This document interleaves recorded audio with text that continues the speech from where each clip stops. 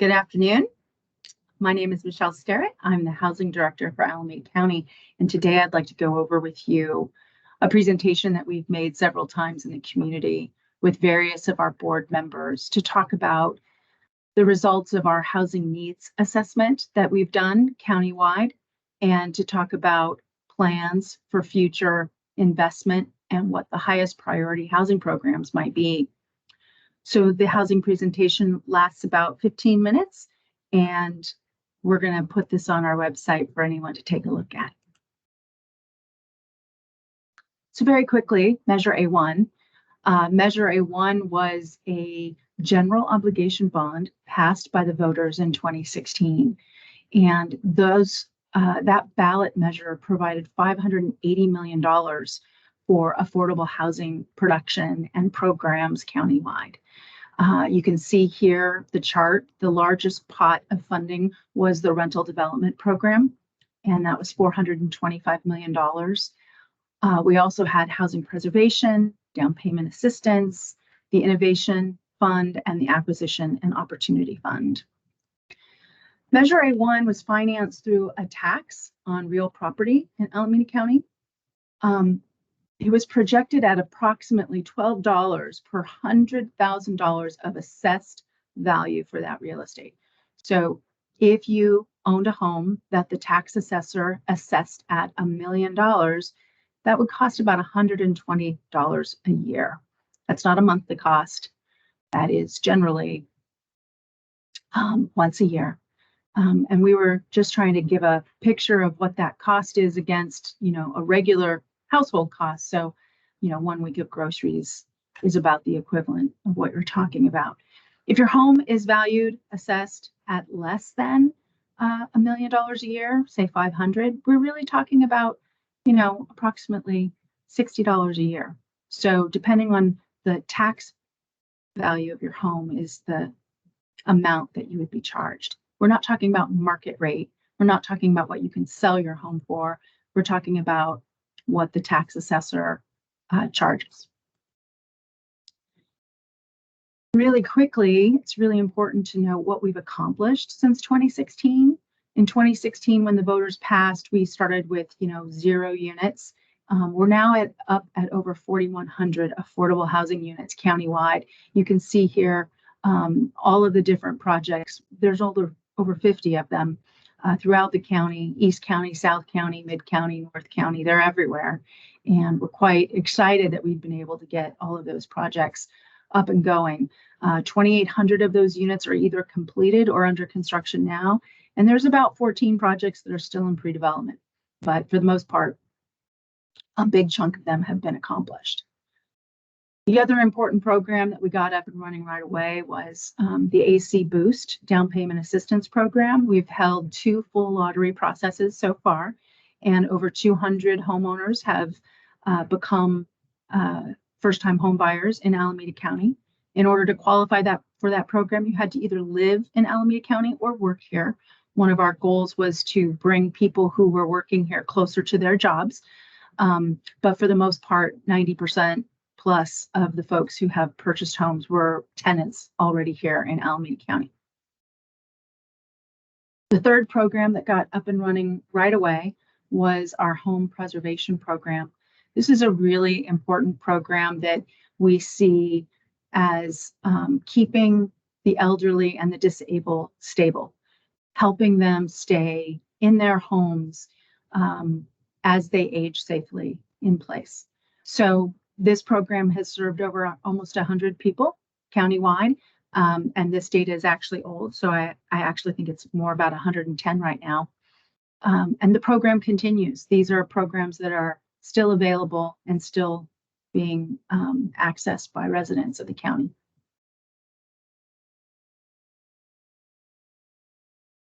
In 2019, 2020, Supervisor Carson asked that we take a look at what the housing needs were across the entire county. And we decided to wait until the housing element process was over because that was also kicking off at that point in time. And once all of the cities had completed their housing elements, we went ahead and looked at the housing needs assessment in every housing element. And we also looked at data and information from 2020 all the way up through 2021. Essentially, there have been 3 housing element cycles since 2000, and we were looking at big changes in the county and how the real estate market has grown or changed since then. So over the last 30 years, we see that the population of Alameda County has grown by about 230,000 people. Some of our cities, Dublin and Emeryville, have grown significantly, but most generally, places grew by between 9 and 15%. What we're also seeing, though, is a decrease in the middle class. On either side of the spectrum, high income earners and extremely low income earners, we saw an uptick in extremely low income households and an uptick in households that were earning above 140% of area median income. But what we did see was a drop in those folks who are earning between 80 and 100% of area median income. Our housing costs exceeded so significantly and grew so quickly that a lot of folks who wanted to become homeowners during the last 20 years chose to leave rather than fight to find a home that they could afford.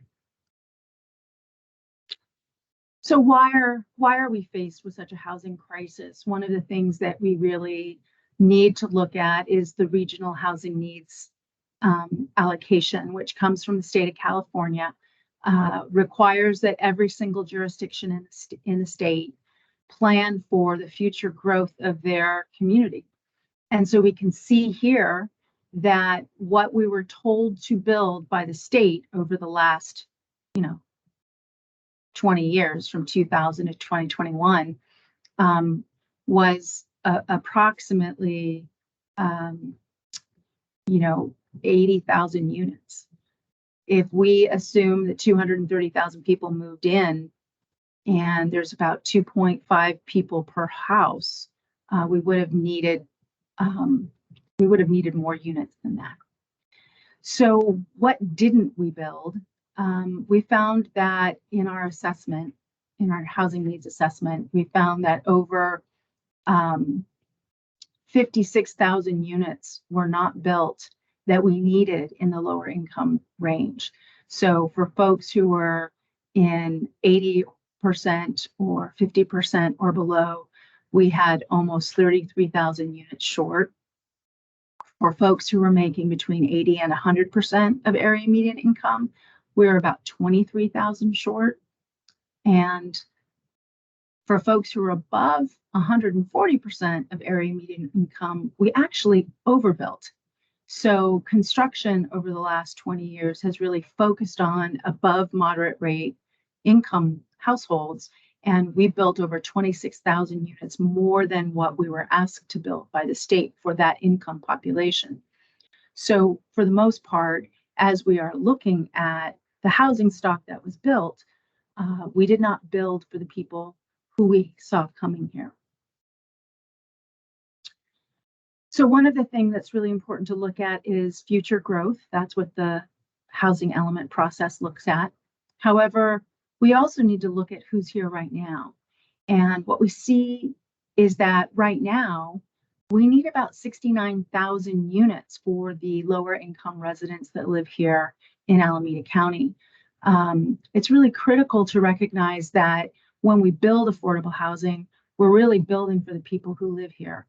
And we're responding to those folks who have an investment in our community. They have a lot of our lower income waged positions, and they are our grocery clerks and our medical assistants. They are often our teacher aides or our secretaries, our clerks in our retail stores.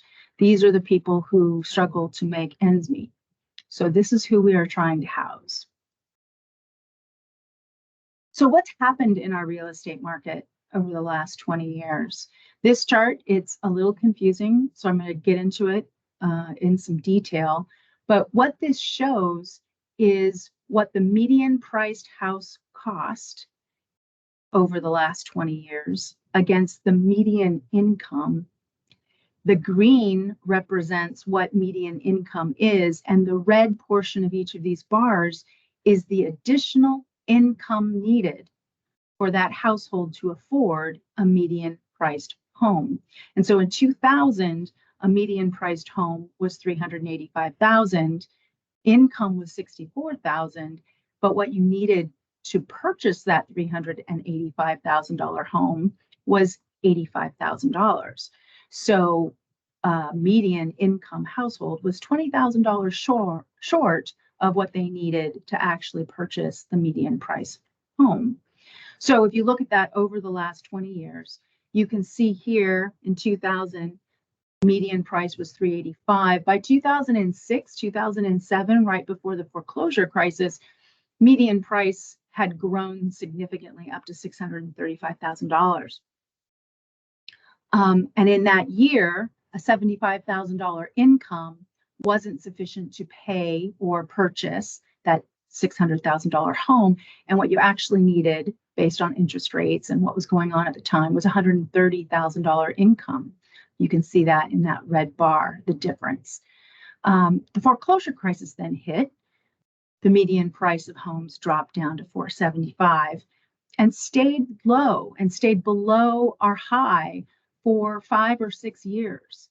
And it wasn't until 2015 that we started seeing income prices in real estate get back up above $630,000, which was that prior high. The market recovered quite quickly. By 2015, we were seeing sales prices that exceeded the previous high. And now in 2021, we're still looking at housing prices that are at 1.2 million is the median. Our median income is 129, and the income that we need to purchase that $1.2 million home is $230,000. So you can see a very dramatic increase in the cost of housing, and you can see a dramatic impact to households who, frankly, can't get into the market right now. And that really tells us why it's so important to have some of these first-time homebuyer programs so that folks can get into the housing market. What's also really critical to see here is that it's only during the foreclosure crisis. So over the last 20 years, it's only during those 4 or 5 years where we see that the median income is almost sufficient to purchase a median priced home. So essentially, the housing market had to collapse in order to make our market affordable, because reality is that it was never affordable, even all the way back in 2000. We just took a look at the ownership housing, but what's going on in the rental market? So over the last 20 years, the rental market saw a constant and ever increasing rate. Unlike in the for sale market, during the foreclosure crisis, you never saw a decrease or a steep decrease in the rental prices. So rental prices stayed steady, and indeed, they even increased at the same time that the for sale prices were decreasing. So in 2009 to 2010, we saw rapid increases, but it was nothing as compared to what we've seen since 2015. The real estate rental market has gone up significantly, and it is causing a significant amount of pressure to renter households. It's also causing displacement, and it's causing long-time community members to have to leave, uproot families, uproot their their infrastructure of support and family ties, and leave our area. I wanted to share this slide also. This one looks at what happens when an extremely low-income household is met with some unexpected one-time cost. Essentially, your rental rates have never been affordable to extremely low-income households. Think of that senior who is on SSI. Their income is never going to increase. We don't expect them to come back into the work market. They're elderly and they're not able to increase their income. And what they receive in SSI income is not sufficient and has never been sufficient to actually cover the cost of rent. And so what we have here is the green bar represents what an SSI level income can afford in rent, and the red bar represents the additional income they would need. The other line here is the orange line is the numbers of homeless, and you see a slight decrease through 2015. We were increasing our outreach engagement and the types of programs available to homeless folks. But with the rapid increase in rental rates, you also see a rapid increase in our homeless numbers. And so these are point in time numbers over the last 20 years. And we saw all the way up till 2022, over 9,000 homeless individuals in our county. So speaking about homelessness, this chart comes from our Home Together plan, which is our plan to end homelessness in Alameda County. And this plan basically says we need 17,000 new units that are affordable to extremely low-income households. And that with that number of new units, we would be able to turn the curve and actually see a significant impact on the numbers of people who are experiencing homelessness in our community. And this chart here shows that without a significant increase, both in services funding and capital funding to build housing, we're not going to see an end to the current trajectory. The orange part of this chart shows that homelessness will continue to increase without significant investments. And that if modest investments are made now, we will see some decrease, but it really will take that green bar, a significant increase, including capital investment, to really change the trajectory of homelessness for our community. So what does that mean? It means that local government, and especially Alameda County and its cities, need to find ways to reprioritize the funds that are available to them to both the homeless crisis as well as to the construction of new housing units affordable to our low-income residents. There is a proposal that is being discussed right now that talks about the Bay Area Housing Finance Agency placing a ballot measure on the November of 2024 ballot. That ballot measure would put between $10 and $20 billion into capital infrastructure for the investment of affordable housing. It does require voter approval, and so it will be based on a vote of the people. The funds would be dispersed over 10 years, and the eligible uses are set forth by state statute and requires that we follow the rules that have been instituted for the Bay Area Housing Finance Agency. The cost to that bond would be very similar to what we've been talking about, Measure A1. It would be $10 to $20, depending on whether it was 10 or 20 billion, per $100,000 of assessed value. So essentially, a homeowner who is assessed at 1 million would be paying between $100 and $200 a year based on the amount of the bond. So what does that look like here in Alameda County?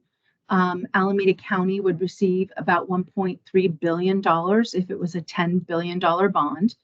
The city of Oakland would receive a direct allocation of $382 million, and then the county would receive the balance of $984 million. The statute and the requirements are that 52% of these funds be spent on the production of new housing. We also see the preservation of existing housing that is affordable or housing that is older housing that needs to be rehabilitated. We have to spend about 15% on that, and protection is 5%. And then there's a discretionary funds, flexible funds. And we'll talk about what types of programs that includes. So production. 511 million would be for the county to spend in all of its cities in partnership to construct new affordable housing. This would include permanent supportive housing for homeless individuals. New construction is, generally high density. It's generally apartment complexes, and those rents are, below market rate. and are affordable at various income levels. Who qualifies for that type of housing? Well, if you're a single individual making between 20 and 50% of area median income, your annual salary is about $20,000 to $50,000 a year, and your rental payment would be between $500 to $1,200 a month. If you are a three-person household, your income would be between $25,000 and $65,000 a year, and your rental payment would be for a two-bedroom unit between $660 and $1,400 a month. So that gives you a sense of what it means to live in an affordable housing building. Your income is restricted and checked, and the amount that you pay is less than what market rate would be. And what does a development look like? This is a picture of the Avance project. It's a Measure A1 project funded in Livermore. This project is a supportive services site, and we have services for people who are developmentally disabled, and it's fully accessible. There's community rooms, there's job training, and this project was built in and occupied in 2023, so it's a newer project. Preservation is really taking a look at how do you take some of those older buildings that really need an investment. They're 60 to 80 years old and they haven't been updated recently. How do you acquire them and then make them permanently affordable at those lower income rates after you've done a rehabilitation and investment to make them affordable? So this is what we consider rehabilitation. Protection, about 5% of the bond funds, would be legal assistance, know your rights trainings, outreach and engagement, emergency financial assistance for low-income tenants. That protection money is, a critical part of supporting renters in low-income communities. However, those funds are currently not an allowable use of bond financing. It will take a change to the California Constitution, which may or may not happen. So those 5% of the funds, if that change to the Constitution doesn't happen, will probably be moved into preservation or production. So we can probably see that those funds would just increase the number of units that we would make available. So Alameda County's expenditure plan, we've been working on outreach and engagement to the community. We held 7 different community meetings with our Board of Supervisors so that they could speak to their constituents and hear from their constituents as to the highest housing needs, as well as proposed solutions that the community came up with. Those meetings have been held from September of 2023 through January of 2024. We do have a website. I encourage folks to take a look at it. We've had over 4,000 views, and we've had over 2,000 unique visitors to our website. When you come to this website, we ask that you take the survey, you take a look at upcoming meetings, you look at the report, and you have the chance to tell your story if you want to share information with us or ask for a presentation to your community group. The survey is really a critical part of our outreach and engagement, and we ask that everyone who go to the website take the survey. It's important to us to hear from the community about what's going on in their home, in their family, what's going on with their neighbors, and what's going on in their larger city.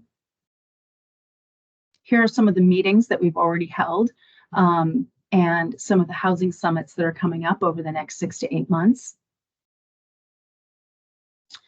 And then at this point in time, we generally ask that folks break up into small groups and have a discussion about what the highest housing needs are in their communities. We took notes and we answered questions, and you'll find on that website access to our frequently asked questions, as well as the key themes that came out of these meetings. and our website really sums everything up. So we do hope that you will visit the website and that you will provide us with your feedback, because we're listening. Next steps for us are presentation to the Board of Supervisors at the Health Committee, and that will happen in April of 2024. And then we will be finalizing our plan and taking it to the Board of Supervisors for approval in June. Thank you so much for your time, and look forward to hearing from you.